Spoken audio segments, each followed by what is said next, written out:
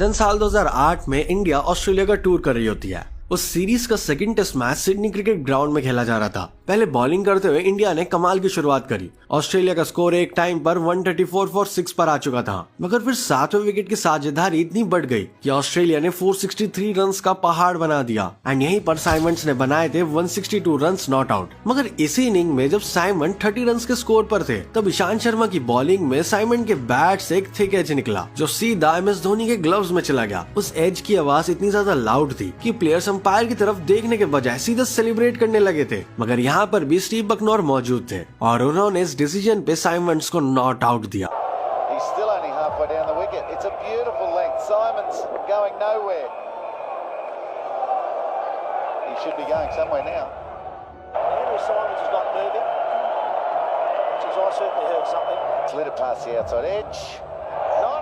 उसी test match की चौथी पारी में इंडिया 333 रन्स का टारगेट चेस कर रही थी। टारगेट काफी चैलेंजिंग और मुश्किल था, मगर उस ग्राउंड की डे 5 की पिच पर इम्पॉसिबल बिल्कुल नहीं। लेकिन ये तभी हो पाता अगर आप न्यूट्रल अंपायर्स के साथ खेल रहे हो, जो कि सिचुएशन में बिल्कुल नहीं था। एंड्रू साइमंड्स बॉलिंग कर रहे होते हैं और उनकी बॉल जाकर राहुल द्रविड़ के पैड्स पर लगती है। द्रविड़ का बैट उनके पैड्स के पीछे छिपा हुआ था। क्लियरली बॉल किसी भी तरीके से हरकत करे, उसका बैट से लगना इम्पॉसिबल था। मगर फिर भी एडम गिलक्रिस्ट अपील करते हैं और ऑस्ट्रेलिया के इशारों पर नाच रहे स्टीव बकनॉर बिना सोचे समझे अपनी उंगली खड़ी करके आउट दे देते हैं। इन डिसीजंस को देखकर कमेंटेटर्स भी शॉक में थे। उसी इनिंग में MS धोनी के पैड से डिफ्लेक्ट होकर बॉल उनके ग्लव्स पर लगती है और शॉर्ट लेग पर खड़े रिकी पॉन्टिंग कैच लेते हुए बॉल को जमीन पर लगा देते हैं। यानी कि बॉल प्रॉपरली उनके हैंड में नहीं आ पाई थी। मगर ये चीज भी पॉन्टिंग को अपील करने से नहीं रोकती। पॉन्टिंग उस समय अपील करना शुरू करते हैं जिस समय बॉल एक्चुअली ग्राउंड को टच कर रहा था। इस पॉइंट पर डिसीजन लेने के लिए स्क्वायर लेग पर खड़े हमारे बकनॉर ऑनफील्ड अंपायर के पास जाते हैं। ऑनफील्ड अंपायर को सजेशन देते हैं कि पॉन्टिंग से पूछा जाए कि क्या कैच फेयर था या नहीं, एंड होता भी यही है।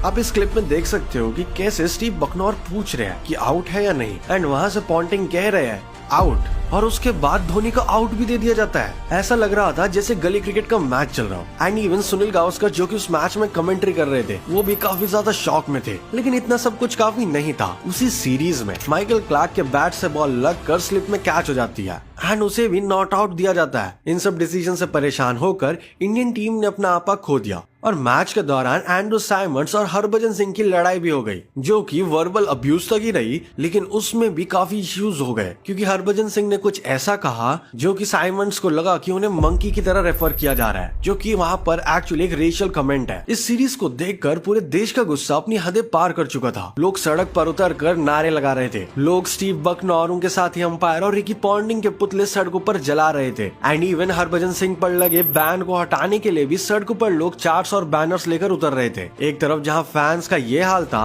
दूसरी तरफ BCCI भी अलग आग बबूला हो रखी थी। इंडियन टीम के कैप्टन अनिल कुंबले ने तो ऑस्ट्रेलिया की स्पिरिट ऑफ क्रिकेट पर ही क्वेश्चन किया, तो वहीं BCCI ने स्टीव बकनॉर को बैन करने की अपील करी। अगले टेस्ट से पहले चीजें इतनी उफान पकड़ चुकी थी कि टीम इंडिया ने अगला टेस्ट मैच खेलने से मना तक कर दिया। सीरीज में खेले गए थर्ड टेस्ट से स्टीव बकनॉर को सस्पेंड कर दिया गया, जिस पर दिग्गज अंपायर डिकी बर्ड ने कहा कि स्टीव बकनॉर अब अंपायर रहने के लायक ही नहीं है। जिसके जवाब में बकनॉर ने BCCI पर पैसों के दम पर मनमानी करने का आरोप तक लगाया। वेल, ये बकनॉर का एक वन ऑफ मेनी इंसिडेंट था जो कि बताता है कि वो कितनी खराब अंपायरिंग किया करते थे।